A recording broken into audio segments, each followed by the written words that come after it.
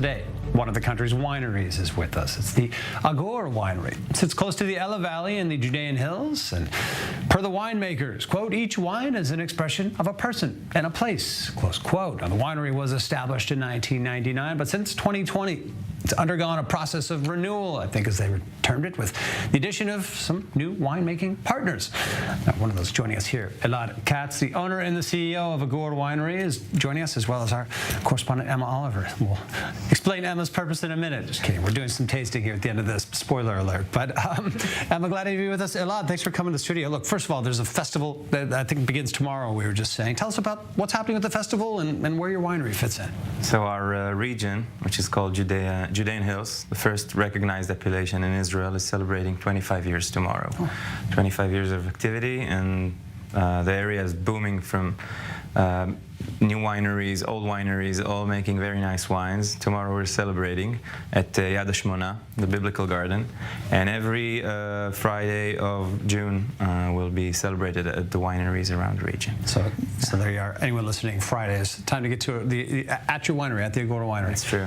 Look, the Judean Hills, winemaking, you think of this region here, this is, it's an ancient practice in this area. I know from my time around there, grapes are sort of the thing around the southern parts of the West Bank, the Judean Hills. How does the location contribute to the product here?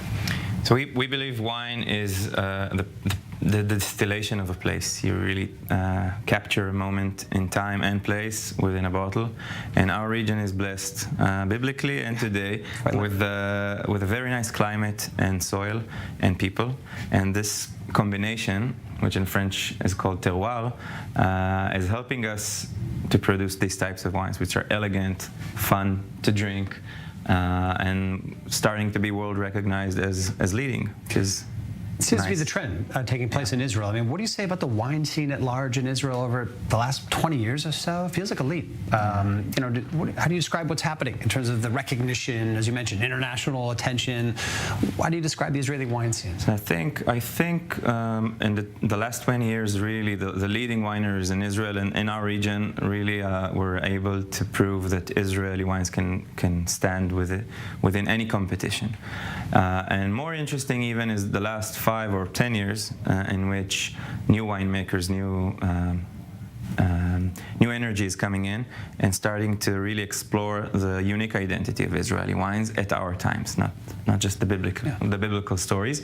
And in the last 3 years after COVID, what we're really seeing is huge amounts of new crowd, young people coming in. People eager to sample your product. Oh, yeah. And we were waiting for them for 20 years. Yeah. And they're coming, and it's very nice. And we like to host them at our winery.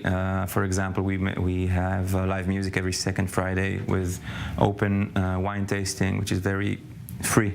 Yeah. And we really meet the crowd, and it's very nice. I mean, it looks awesome, of course, out there. From you have a great website. I haven't been to the place myself. Obviously, I'm intrigued after this. Look, what's your signature wine? I mean, how do you describe? What's the trophy right now from Agur?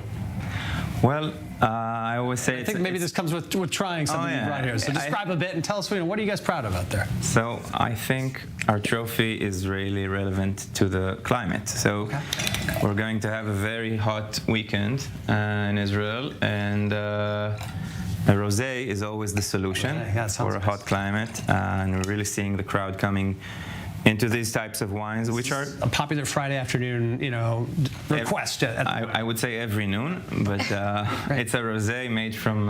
Quick l'chaim here. I don't know if I can reach you, Emma, but I'll let you. L'chaim. Okay, great. So this is a winery. This is a rosé that's served.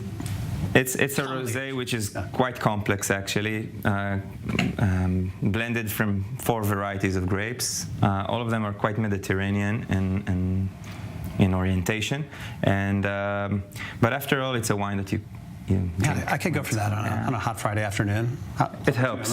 It's very delicious. Would you ask for seconds of this? Well, in Miami, where I'm from, we do frosé. This is a big thing in Miami, and tasting this would be fantastic frosé. Although I don't know if that would ruin the taste of this, but this is divine. It's really delicious. Thank you. Amazing. And I'm a rosé girl, so. What goes into this rosé? I mean, what are your, how many different, grapes are in it? 4 different varieties: Mourvèdre, Grenache, Cabernet Franc, and Marcellan. It's quite complex. All of our blends are quite complex, but we like simplicity when we approach you guys, because we want you to enjoy it. And it ferments in old oak barrels. And Sorry, I'm guzzling mine here to get to the next one. Obviously, I want to make room in the glass. What else did you bring? Yeah. So this is called in Hebrew Shmira Miyuchedet, which in English is Special Reserve. Special Reserve, yeah. That's our Special Reserve Nice wine. color. Fantastic color. Yeah, it has a nice color. Touches this at all, but wow. what Coming color. from our best plots, and we chose to put on the front label our landscape, our view from the balcony. When you'll come to the winery, this is what you'll see. Beautiful. That's the Elad Valley Hills. 6 varieties: Cabernet, Merlot, Syrah, Petit Syrah, and Fantastic. 2 other. Almost 2 years in barrels. Oh, I'm excited for this. Thank you. Great. Pardon us, viewers. It smells fantastic. It's nice. This is really the smell of the region. You know, like black That's a winner. olives. That's a winner as far It's a as I'm winner? concerned, yeah. I put the blue ribbon on that one if we're in the contest today. Nice.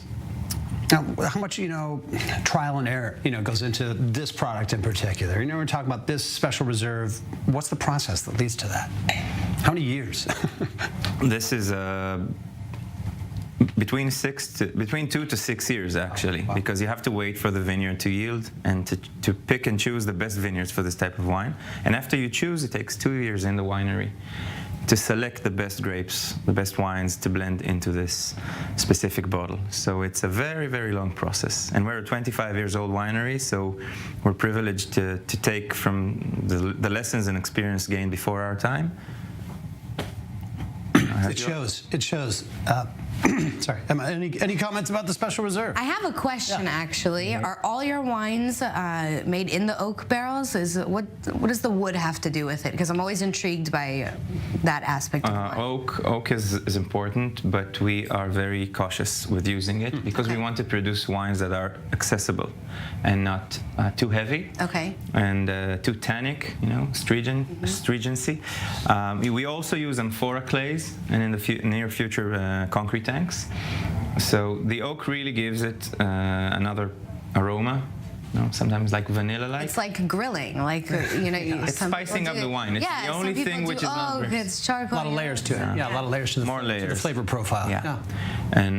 And sometimes it will be old oak, so you don't Okay. really feel here or smell it. It's just a vessel to let the wine age. And here you do feel it because it's a very good quality oak barrel, and we wanted to show a bit, like a hint, Yep.